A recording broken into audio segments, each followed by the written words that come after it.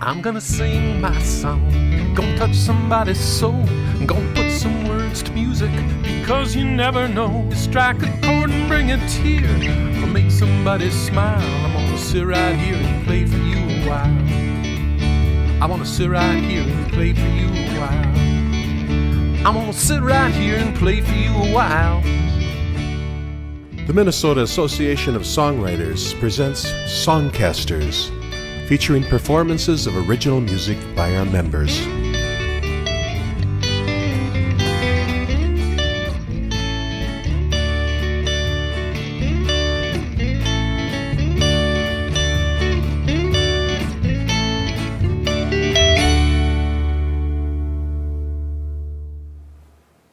Welcome to the Minnesota Association of Songwriters SongCasters interview show. I'm your host tonight, Tom Engelhardt. I have two good friends with me tonight. On my far right is Tom Pescas. The man in the middle is John Bennett. We're here to talk about songwriting. First off, I'd like to ask you, why do you guys write songs? Well, I didn't even know I could write songs until 1969. I did like poetry before that, but a friend left his guitar at my house, and I started playing it, figuring out chords or how to play it myself, and I came up with 3 songs and discovered I was a songwriter, and I've been doing it for 49 years. And Okay. I write because it's such a thrill to finish a song and create something out of nothing, and I want to write something that people can enjoy, and I'm always searching for that one song that's going to be a great song, you know. Okay. Tom? I started playing guitar when I was late teens, and didn't write my first song until I was in my 50s. I played all those decades playing cover songs. It never occurred to me that I could write a song. It was one of those things that songs came pre-written, you know, and it was all about the performance. And I met a young man named Brady Pearl who was doing all original music, and he kind of opened my eyes a little bit and said, you know, this looks like fun. And it would be a creative expression, you know, a little piece of me that might go on after I leave the room. And so I started writing a little bit, or trying to anyway. And what I found is that it's a huge kick to present a new song Yes. to an audience.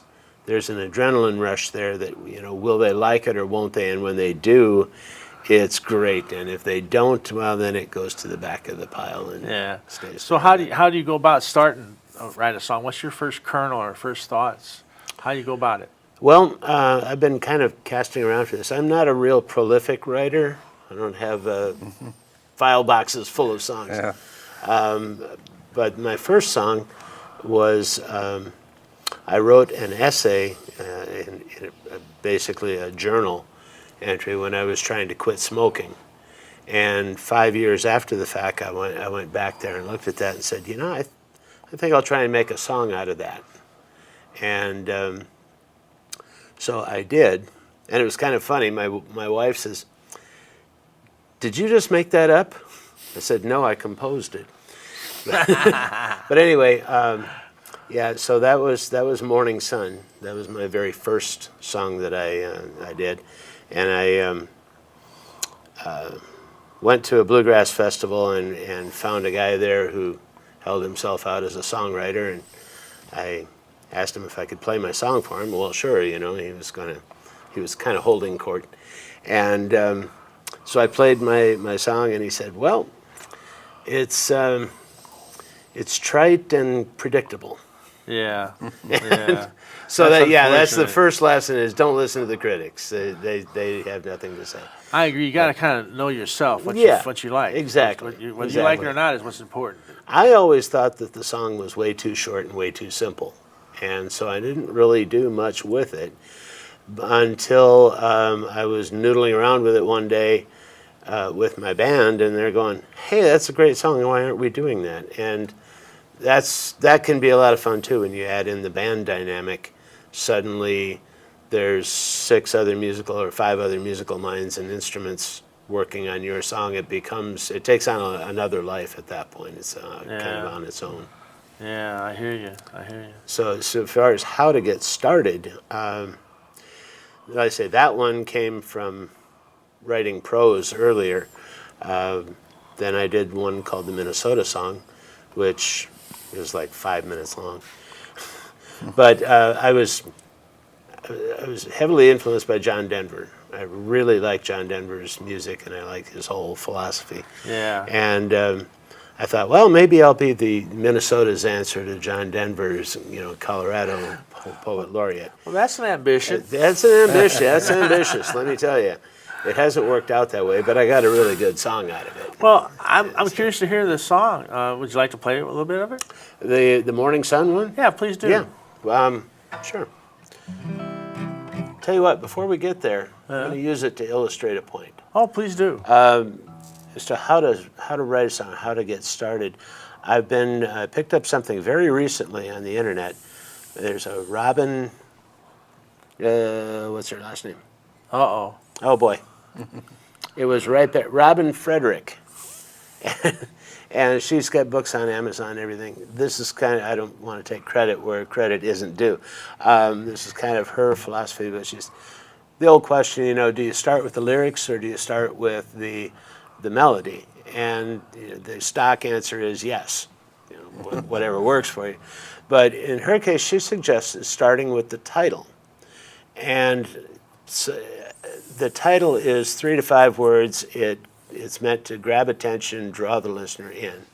And so you kind of go there. And titles are everywhere. I mean, I was driving here tonight and I saw a sign that said Oak Church. And I went, okay, there's a song title.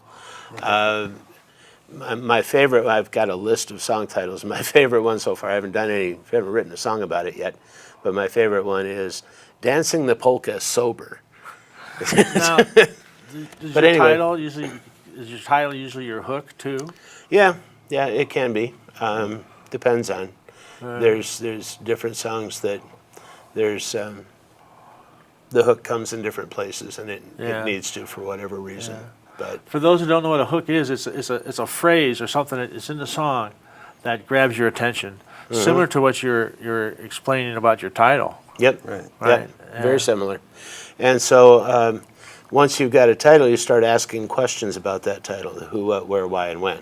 Right. And that kind of starts to fill out your story then. And so I started with the title, His Long Journey. And the first question is, well, who is he? Where is he going and what's waiting for him when he gets there? And you start answering these questions. Well, he's a hobo. And so hobos most people don't know this, they were young kids, most of them. And so becomes this whole story about how he's always homeward bound, which is the origin. Let's get to that song. We'll get to the song called Morning Sun.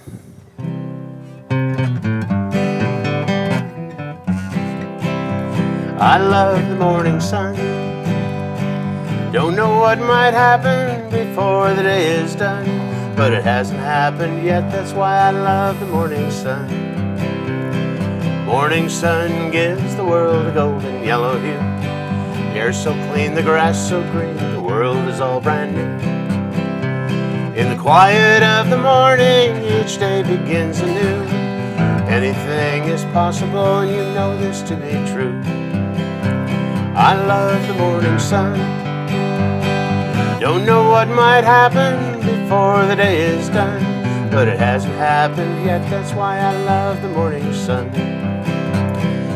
Every day has moments when things just won't go right. Failures, disappointments are all part of the human plight. But yesterday is over now, today's not yet begun. Anything is possible in the light of the morning sun. I love the morning sun.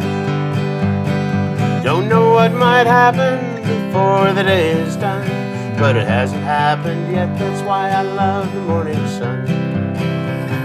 Everybody gets a new fresh start in the light of the morning sun.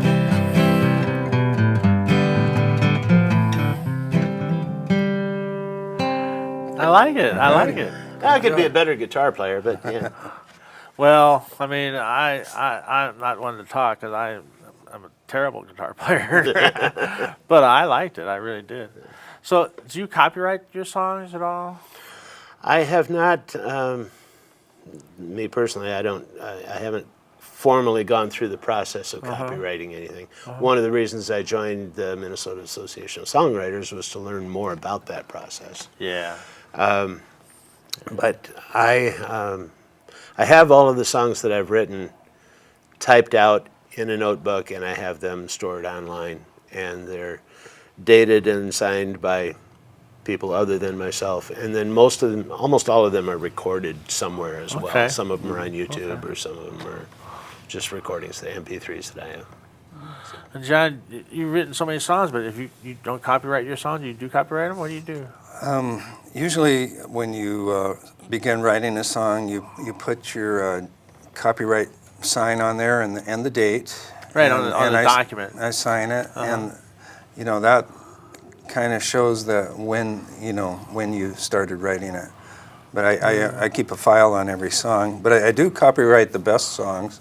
I wrote a song for the Olympics in 1990 that was called "Go for the Gold," and John Vesner recorded it. And a recent song, "Fabric of America," I'm planning on copyrighting it because we recorded it in the studio just recently, in Logic Studio. And but most of my songs, sometimes I'll put a whole bunch of songs on a CD, like MP3s. You can probably put 100 songs on there and send them in and copyright them as what's called a works. Right. And that shows a date. And a lot of times you come to the MOS meetings and people will sign them and date them, and that gives you a record witnesses, that it was your song. Okay. Yeah, and would you like to do a song for us, maybe? Yeah, I could pick up my blues guitar. I call her my blues guitar. Now, that's a composite, right? It's composite, California acoustic. I don't think you can find them anymore. I saw David Wilcox play one of these on stage, and it has such a wonderful sound. It does. It does. I must admit, I listened to it earlier, and I played a little bit of it, and I liked it, your guitar a lot. I'll try one of my very first songs I wrote in California. When the sun goes down, it turns just orange, and because there's so much smog. So I call it Sunset. I've been looking for a sunset, baby, in a long, sweaty day. I've been looking for a sunset, baby, been a long, sweaty day. When that sky turns from red to blue, and the nighttime turns to summer, the traffic was heavy outside. Ain't gonna take no subway home. The traffic was heavy outside. Ain't gonna take no subway home. I'm so wet with confusion, I'm dying to know where I come from. Yeah, a shot glass sun in a blood-red sky. Yeah, a shot glass sun in a tequila sky. With the smog so thick that birds don't even fly. Yeah, I've been looking for a sunset, baby. Been a long, hot, sweaty day. Yeah, I've been looking for a sunset, baby. Been a long, sweaty day. Yeah, the sky turns from red to blue. Nighttime turns to something new. I like that one too. So let me see your pick. That's a medium, is it? Yes, a medium. Do you like the medium picks? Yes, I do. I was finger picking for most of my time, but just started up this year with a flat pick. Oh yeah. Yeah. You like to do what made you change from finger picking to flat Well, picking? started performing with a keyboard player, and we play at a lot of nursing homes, and we played at the State Fair, and we're going to play at the Mall of America for their Christmas show. So Okay. it just gives a nice, clear sound, you know. And so. What kind of pick do you use, Tom? This is a Wiegand pick. They're about $8 a piece. This is Oh yeah. Yeah, it's a medium thickness pick, and gives it. I get a nice tone out of it. It's stiff enough that you can flat pick with it, and you have some control. If your pick gets too thin, it slaps around a lot, and you don't sound so much. Yeah. And this is not an expensive pick, by the way. In bluegrass, there's blue chip picks that'll go $35 Wow, a piece. didn't know that. Oh yeah. I can't imagine. I can't imagine spending $35 on a pick, but I lose too many of them. Chris Thiel has some picks out there that he sells, and they're up there. More. If a pick costs more than a set of strings, that's just my personal opinion. They last longer for me. Yeah. And these have the holes in the middle, them that make it easier to hang on to, so I don't lose picks very often. Yeah. No, I see. I kind of think that the reason why God invented the sound hole is to catch your pick when you drop it. That's what I really think. What kind of strings do you use? These are Diodario 8020 phosphor bronze. And I was going to mention, too, these are bluegrass strings. What that means is that the first four, the top ones, are medium, and then the lights on the bottom.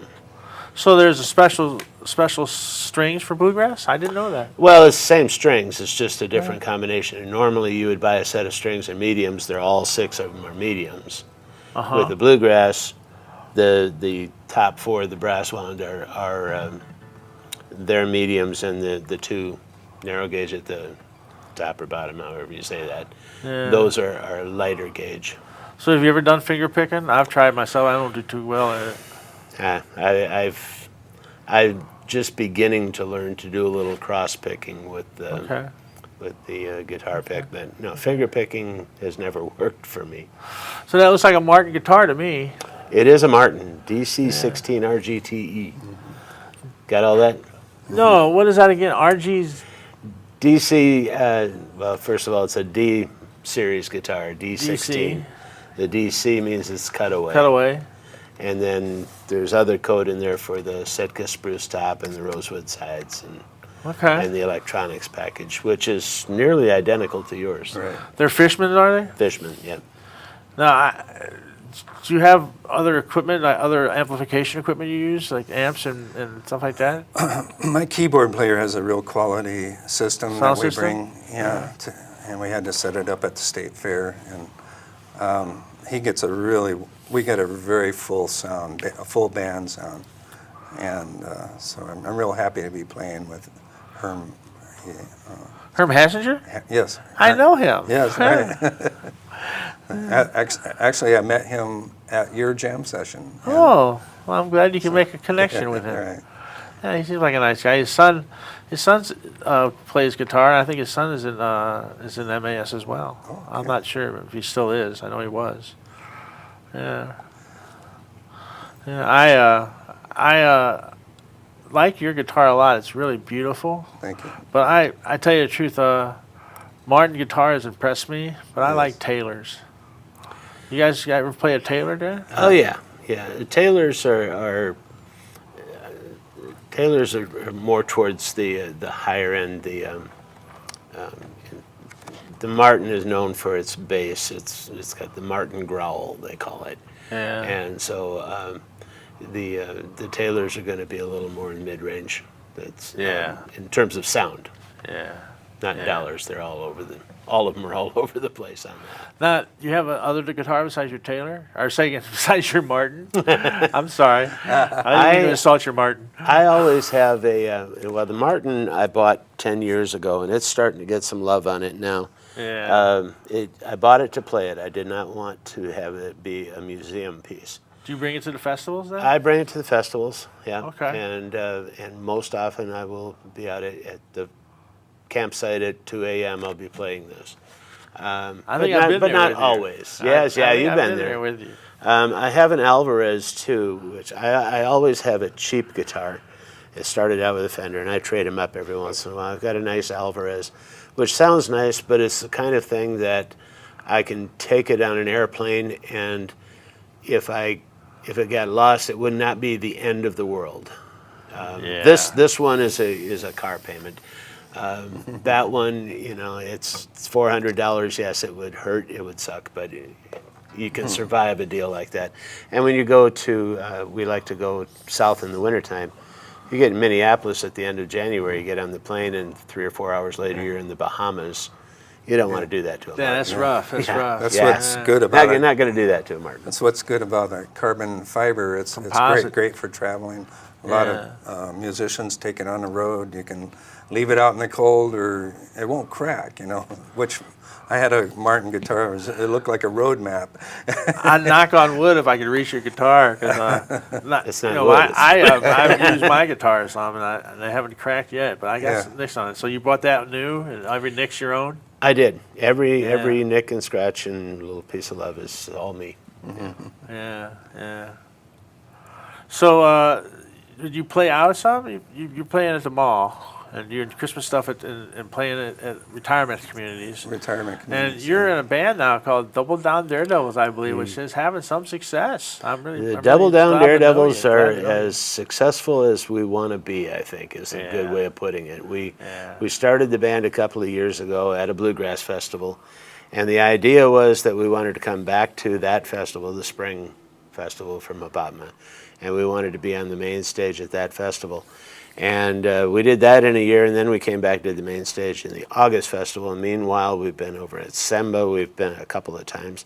We just played a fun little festival in Cameron, Wisconsin. For those who aren't familiar with Mabama is a local Minnesota Bluegrass and Old Time Music Association. Mm-hmm. And they put on 2 festivals, the Spring Festival and the Fall Festival. And the Spring Festival is really for regional groups. It's Minnesota but the Fall homegrown. Festival, Minnesota that's the big homegrown, one. yep. I love the jam sessions there. Yeah. And Moss has a jam session, don't they? At the next one, the fall one. I believe I heard something about it. But MAS is not putting on a jam session. We're putting on a workshop about songwriting. We did a last year. We put on a jam session, and I'm not sure why they're not doing a jam session this year.